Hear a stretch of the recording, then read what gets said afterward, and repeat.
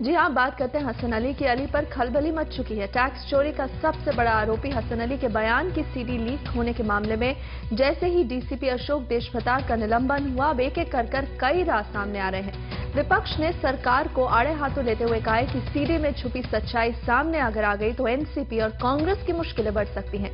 वहीं सरकार कहती है कि डीसीपी पर आरोप सिद्ध हुए हैं और विपक्ष निलंबन के खिलाफ अब सुप्रीम कोर्ट जाने की तैयारी कर चुका है। हवाला व्यापारी हसन अली की गिरफ्तारी जिसके बदौलत कामयाब हो पाई, वो अधिकारी हमारे साथ खड़े हैं और इसी गिरफ्तारी का खामियाजा भी इन्हें भुगतना पड़ रहा। आज राज्य सरकार ने इन्हें अपनी सेवा से बर्खास्त कर दिया है और साथ में 311 के तहत भी कार्रवाई करने की कोशिश करी है। सर, ये बताइए कि आपने जो इतनी बड़ी कामयाबी पाई है और राज्य सरकार ने 311 के तहत आपके ऊपर कार्रवाई करने का मन बना रहा है, तो आपका पहला कदम क्या होगा? नहीं, वो शासन का जो अधिकार है वो कर सकते हैं, उनको कोर्ट रोक सकता है। लेकिन जो भी कार्रवाई एक्स पार्टी मेरे पर होने जा रही है, इसमें मैं खाली गवर्नमेंट को एक लेटर लिखा, रिक्वेस्ट किया कि मुझे हसन अली के खिलाफ जो मामला ईडी का चल रहा है उसमें सुप्रीम कोर्ट के सामने जो पब्लिक इंटरेस्ट लिटिगेशन फाइल किया गया है उसमें इंटरवेन करके ईडी की मदद करनी है,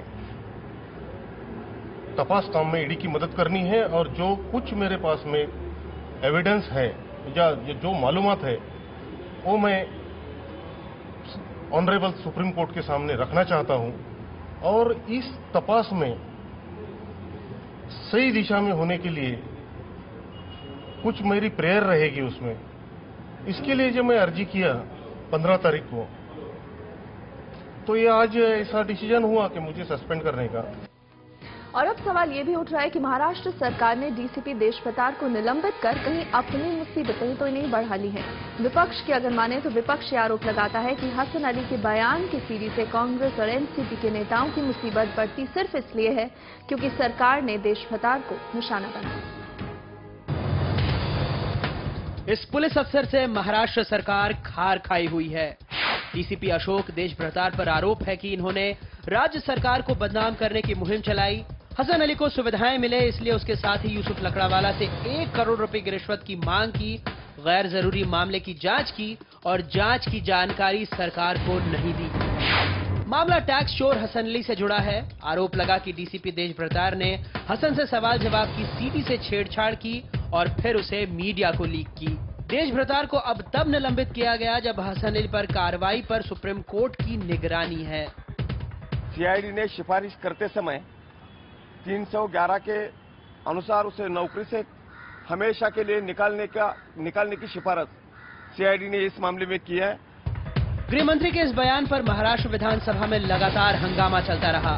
विपक्ष ने आरोप लगाया है कि हसन अली की सीडी से हुए खुलासे से कांग्रेस एनसीपी नेताओं की मुश्किलें बढ़ सकती हैं, इसलिए देशभ्रतार को निशाना बनाया जा रहा है।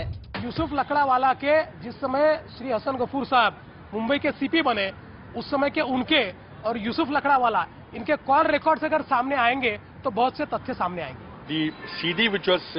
जो सीडी मीडिया को दी गई उसकी जांच चंडीगढ़ के फॉरेंसिक लैब में हुई। जो रिपोर्ट सामने आई उसमें साफ लिखा था कि सीडी के साथ छेड़छाड़ हुई है और डीसीपी को तुरंत सर्विस से बर्खास्त करना चाहिए। जाहिर है डीसीपी पर मामला सरकार बनाम विपक्ष का बनता जा रहा है। देखना होगा अपनी कार्रवाई का बचाव सरकार कैसे करती है।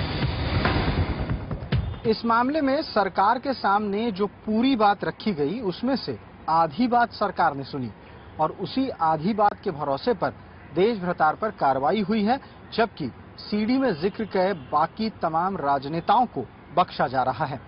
मुंबई से कैमरामैन राजेश सोनार के साथ मैं प्रसाद काथे, एनडीटीवी इंडिया।